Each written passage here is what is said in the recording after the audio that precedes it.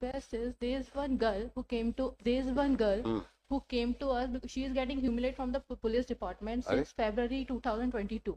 When she went to file her FIR, she has been beaten by the police. She is also present in Where is she? Call her. क्या नाम है आपका? नीलम जाटव. आपने police में क्यों गए? क्या करते हैं आप? मैं स्कूल में बच्चों को पढ़ाने जाती हूँ. टीचर हैं आप? कहाँ पर? गोल्डन वैली स्कूल है, प्राइवेट स्कूल, उसमें बच्चों को पढ़ाने जाती हूँ. ग्वालियर में ही स्कूल है? गोल्डन वैली ग्वालियर का है? ग्वालियर में है ना. तो किस थाने में आप रिपोर्ट करने गई थी? पहले मैं माधवन थाने में गई तो उन्होंने मुझे गिरवाई थाने भेजा. फिर गिरवाई थाने वालों ने पड़ाव थाने भेजा. फिर पड़ाव थाने वालों ने भोड़ापुर भेजा. फिर भोड़ापुर वालों ने फिर पड़ाव थाने भेजा. ऐसे 1 महीने तक मुझे घुमाते रहे. आपकी रिपोर्ट किस बाबत है? 376 की रिपोर्ट करवाई. ओहो, ये कब की घटना है? 1 महीने पहले गई थी मैं FIR लिखवाने, पर वो मैडम ने FIR नहीं लिखी मेरी और मेरे साथ मारपीट करने लगी. उसके बाद मैं रोते रोते SP ऑफिस गई और उसके बाद में ना उन्होंने SP के आते ही मेरी FIR हो गई.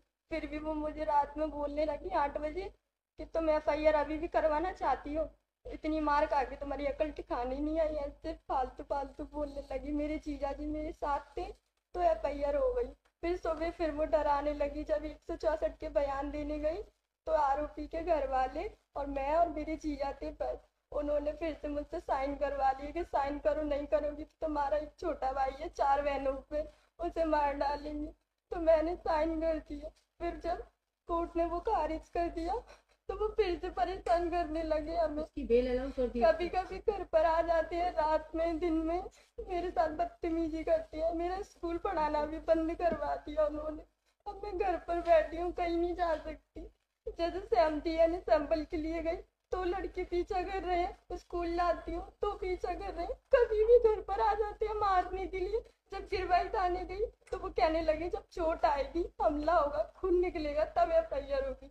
जब वो चाटे मारते हैं. और संजीदा मैम तो इतनी बेकार है, मुझे पैदल चलाने लगी. भोड़ापुर थाने से पड़ाव तक पैदल ही ले गई.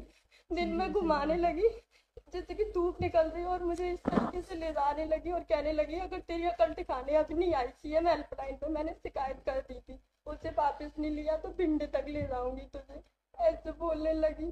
फिर मैं रोने लगी. मैंने कहा मुझे घर जाने दो, नहीं जाने दे रही. फिर मैंने अपनी एडवोकेट से बात की कि मैडम इनको समझा दो, ये मान नहीं रही. फिर उन्होंने बात की TI सर से. फिर मुझे 8 बजे घर छोड़ा गया. मेरी मम्मी भी रोने लगी, कहने लगी तो छोड़ दे, तो क्यों पड़ी है उनके पीछे, वो उस मैडम ने तेरा कितना कर दिया. फिर मैंने कहा तुमने उनसे पैसे लिए है ना इसलिए तुम मुझे मारती हो. तो कहने लगी तू दे दे पैसे, फरियादी पार्टी भी पैसे दे दी, तू दे दे तो मैं उसे गिरफ्तार कर लूंगी, ऐसे बोलने लगी. It is really alarming. Today itself.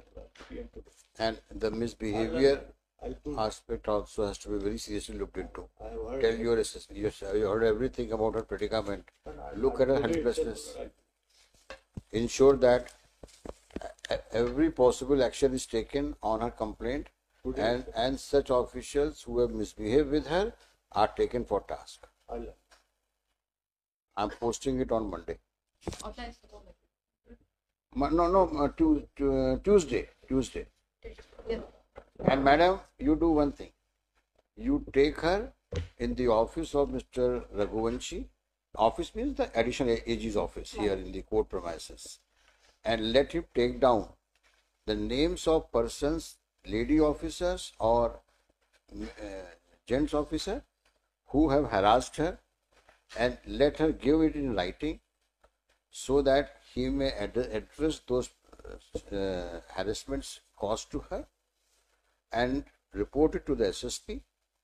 And SSP is expected to take stern action against the persons who have misbehaved her, who have demeaned her status, who have also offended her and caused embarrassment.